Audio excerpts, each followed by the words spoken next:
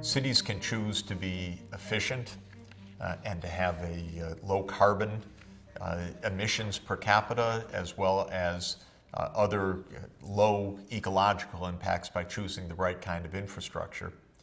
Cities also have to plan for the future, a future of rising ecological shocks coming from human-induced climate change and other trends that are underway. We have to be aware. It's straightforward, but bears emphasizing that even if humanity does everything it ought to do to head off the worst of climate change, we are still going to be living through decades where average temperatures will be rising and where the number of extreme climate-related events, whether it's storms or floods or droughts or heat waves, is going to increase in frequency. This is partly simply a result of inertia of the Earth's climate system. Temperatures have increased on average worldwide by about 0.8 of 1 degree centigrade on the planet since the start of the Industrial Revolution until today because of human-induced climate change. But even if there were no more increase of the greenhouse gas concentrations in the atmosphere, the planet would continue to warm just based on what's happened till now.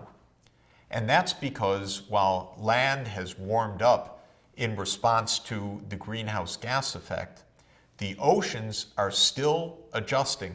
The oceans are big bathtubs that take a long time to warm up.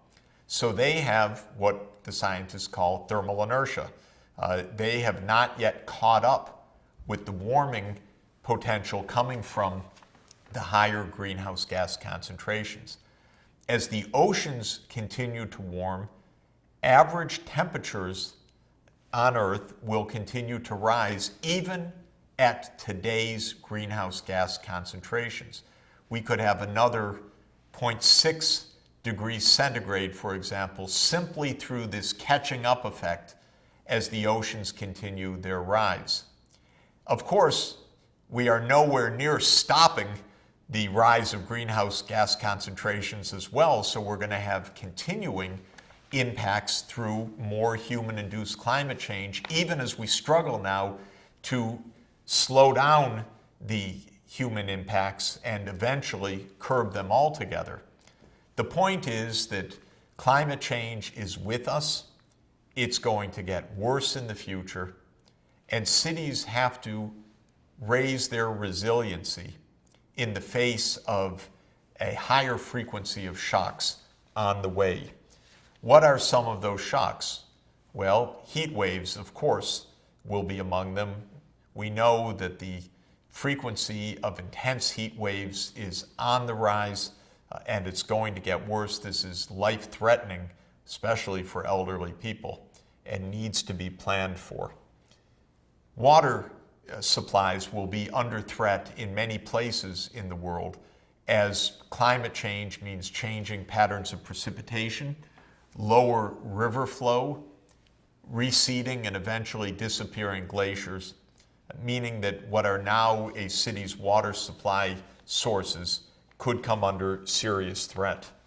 The rise of ocean levels is another concern of profound significance since the world's major urban agglomerations are at the coast.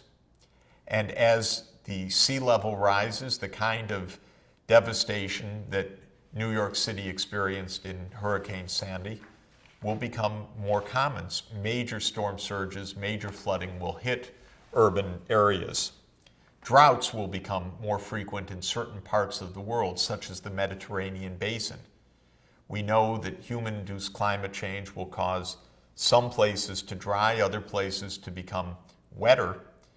The general principle is dry places will tend to become drier, wetter places today will tend to become wetter. There are a lot of exceptions to that, more instability and unpredictability ahead, but there certainly are some relatively dry regions, such as Southern Europe and North Africa, that are going to become drier, and the major cities along the Mediterranean basin, some of the world's great, most historic cities, will be under threat of more prolonged droughts. This will contribute as well to food insecurity in many cities.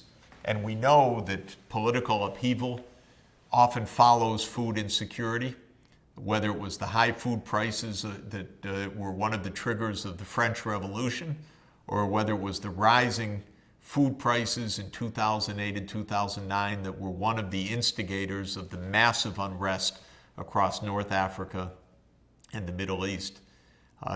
Food insecurity is part of the scene that cities have to plan for. The reliability of infrastructure is crucial because infrastructure will come under greater stress.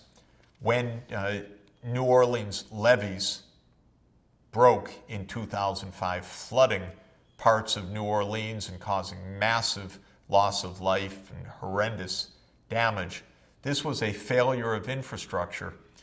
The engineers, by the way, had warned for years and years that New Orleans levees were under threat. They needed to be reinforced. But because of budget constraints, because of putting off for the future what should be done today, one of humanity's most consistent traits, this wasn't done. The levees burst, New Orleans flooded, disaster ensued. Many cities around the world face this kind of risk. They're being warned of it. They're not yet taking the risks seriously or adequately seriously. Pollution is likely to worsen as well through combinations of changing weather patterns and, in many places, higher proportions of automobiles per household and other smog-related sources. And so there are many areas where we know that climate change and other trends that are underway, interacting with rising populations, more crowded cities, larger agglomerations, are likely to create tremendous risks. It's important, of course, for every city to assess those risks in a detailed way. There is no one blueprint, this is for sure. And each city, because of its distinctive topography, location vis-a-vis the ocean, location vis-a-vis cyclonic activity, whether it's the so-called typhoons, as the name is given in Asia, or the hurricanes in the Caribbean and the southern and east coasts of the United States. Cities need to know, in particular, what the challenges are for them. The United Nations Population Division has done an important classification of the major hazards faced by major cities, identifying cyclones, droughts, earthquakes, floods, landslides, and volcanoes as major hazards that need to be modeled, understood, and, to the extent possible, anticipated by the major cities. Many cities along the coast are threatened by cyclones. Some of the large agglomerations threatened by massive cyclones include Tokyo, Shanghai, Manila, Osaka, Guangzhou, China, Shenzhen near Hong Kong, Seoul, and so forth. So many of Asia's largest cities. Many cities are in dryland areas threatened by extreme droughts. Calcutta, Karachi, Pakistan, Los Angeles with its water supply problems, even crisis one could say, Chennai or Madras in Tamil Nadu state on the southeast coast of India, Lahore, Pakistan, Ahmedabad, India, Santiago de Chile, all cities that have a major challenge of water supply and a major risk of drought. Earthquakes, we know, are cities that sit along the seismic zones, especially where the tectonic plates meet. And as you can see in this map of seismicity, places where earthquakes have hit between 1977 and 1992, shown on this map, The heavy concentrations are along the tectonic plates, and many, many cities sit along these areas. Of course, California with Los Angeles and San Francisco, the East Asia with the cities of Japan, of the Philippines, of Indonesia, vulnerable to earthquakes, the cities in the Andean region, cities in Turkey, in the Anatolian Peninsula, are all highly vulnerable to earthquakes. And in the UN Population Division ranking of major cities at top risks of earthquakes in the 8th, 9th, and 10th deciles, the highest risks are Los Angeles, Manila, Istanbul, Lima, Tehran, Santiago de Chile, San Francisco, Kunming, China, Nagoya, Japan, and Izmir, Turkey. Floods, of course, affect cities along the coasts. That is most of our large cities. Tokyo, Delhi along the Jamuna River, Mexico City, New York, Shanghai, Sao Paulo, Dhaka in the delta that is Bangladesh, Calcutta, Buenos Aires, Rio de Janeiro. All cities, because of their topography, often mountains and hills around them, risks of flash flooding, coastal proximity in most cases, are highly vulnerable to massive floods, as my own city, New York, experienced in November 2012. Cities in mountain areas, of course, highly vulnerable to landslides, and a few cities are vulnerable to volcanic action, such as Quito, Ecuador. We know that these hazards are on the rise.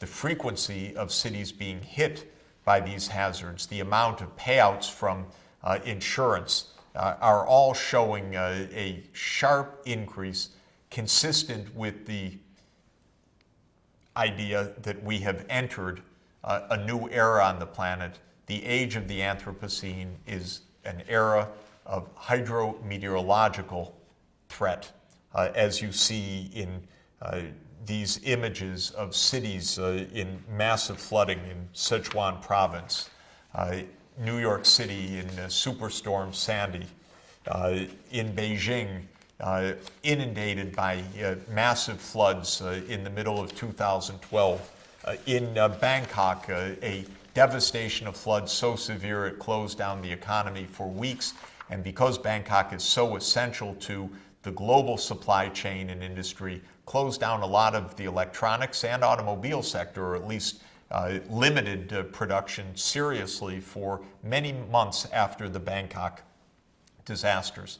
Cities are not necessarily very well prepared for that, even very sophisticated cities. Here you're looking at downtown Manhattan, the base of Manhattan in New York City, one of the richest places on the planet. It prides itself in its complete sophistication. It's all dark. Why? Of course, because the power went out. The grid was not resilient to the flooding in lower Manhattan. Many backup generators, even in the hospitals, were in the wrong place. Where were they? Unbelievably, they were in the basements, the first places to be flooded. And so major hospitals had to be evacuated as well. All of this is a sign of the lack of forward thinking. Many scientists and urban engineers had been more or less saying for years, New York will be flooded. Of course, the storm that ensued in November 2012 truly was a megastorm, but the warnings had been there about the risks, and very, very little preparation had been made. We're also seeing, because of the confluence of changing weather patterns, often heat waves, more automobiles, more urban pollution because of the lack of clean energy systems, the advent of mega smog episodes and massively dangerous air. China, unfortunately, is now heading the list. China was shocked in early 2013 when a major smog descended on Beijing that was so heavy it exceeded by 20 or 30 times the guidelines for particulate pollution in the urban air. It caused the city to come to a screeching halt. It was a terrible, shocking wake-up call for China in its need to take on the challenge of its massive air pollution. The good news is it's possible to do it. Other cities have been there. Other cities that, like China, rely heavily on coal or relied heavily on coal, and without the precautions of smokestack scrubbers and other alternatives to keep the air clean. New York City had its own smog attack, but it was quite a long time ago, more than 40 years ago. And since then, pollution regulations, and especially a shift from coal and a move to much cleaner energy sources has enabled the air to be cleaned. London, as well, was a coal-burning city, like so many of China's cities are today, that moved away from coal to lower particulate energy sources. Not only does that lower the CO2 emissions, but it cleans the air as well. We know that we have to move also to reduce CO2 emissions. Even with clean air, we need to move away from fossil fuels to head off the climate change. But the kind of massive air pollution that is being experienced in China's cities today is remediable, and it's increasingly urgent, of course, that it is remediated. Cities that are in earthquake zones, we now know, can take preparations. Buildings can be reinforced at very, very low cost. When this is not done, the tragedies that hit Haiti, for example, in January 2010 ensue. In Haiti, hundreds of thousands of people died suddenly in a terrible earthquake whose epicenter was just at the city of Port-au-Prince. When a similar magnitude earthquake had hit Kobe, Japan, a few years earlier, the death toll was high at about 5,000, but nothing like the devastation in Haiti. Haiti, as a poor country, had not taken precautions. The buildings were rock or brick buildings without being fortified against earthquake risk. This kind of devastation also can be predicted, can be modeled, and can be avoided through safer zoning, fortified structures, preparation for this kind of risk. Finally, with sea levels rising around the world, cities are finding that they have to think the unthinkable to protect themselves from a sea level that they thought was securely behind ocean walls or fortifications or dikes in the past, but now are surging past these protections and threatening the cities with inundation. The Netherlands is probably the world's most experienced place in the whole planet of battling the sea level. It is a country that is substantially below sea level, so throughout its history, it's had to create special fortifications, the dikes and other barriers to protect the Netherlands from sea level flooding.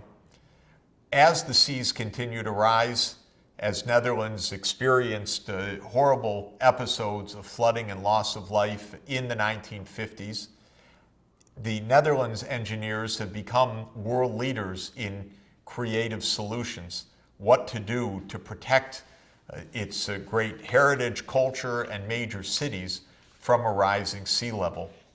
What you're looking at here is one of the great acts of foresight and engineering creativity on the planet.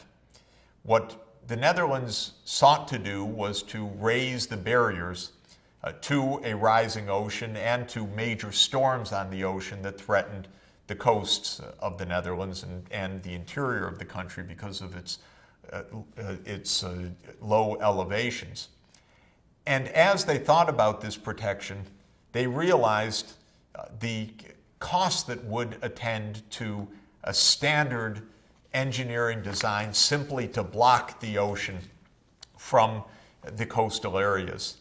In estuary areas where the flow of tides is essential for a healthy ecology, for the shellfish that are among the Dutch pride and joy of their cuisine, and of course of the more general protection of these ecosystems, the engineers sought solutions that would allow for normal ecosystem functioning, but a preparation in the case of major storms or major storm surges.